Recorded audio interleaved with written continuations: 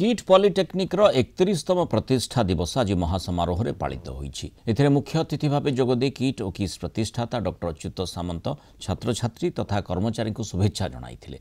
छात्र छात्री उद्देश्य उद्बोधन दे डॉक्टर सामंत कहले सबुबेले निज सह प्रतियोगिता करने को चेष्टा कर थिली कौन हेली कौन एवं हेबी कौन उक्तिर उदाहरण दे डॉक्टर सामंत कहले छात्र छात्री निजर मूल बा अतीत को केबे भी भूलिबा उचित नुहे।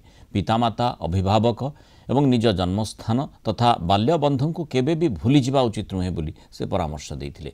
किट विश्वविद्यालय कुलपति प्रोफेसर शरणजीत सिंह सम्मानीय अतिथि भावे जोगदे कहले पॉलिटेक्निक देशर अग्रणी पॉलिटेक्निक मध्यरु किट पॉलिटेक्निक अन्यतम। एठारे पढ़ुवा छात्र छात्री माने सेथिबा निजको गर्व अनुभव करबा उचित।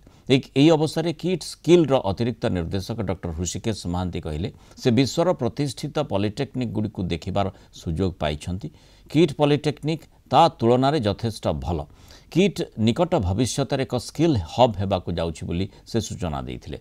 अन्यमानक मध्यरे आईएसटीई रो कार्यकारी संपादक डॉक्टर एसएम मल्ली, किस संपादक आर्यन दास, किट विश्वविद्यालय कुलसचिव डॉक्टर ज्ञानरंजन महांती एवं किट पॉलिटेक्निक अध्यक्ष प्रोफेसर तन्मय महांती प्रमुख उपस्थित रही छात्र छात्री को उत्साहित करथिले।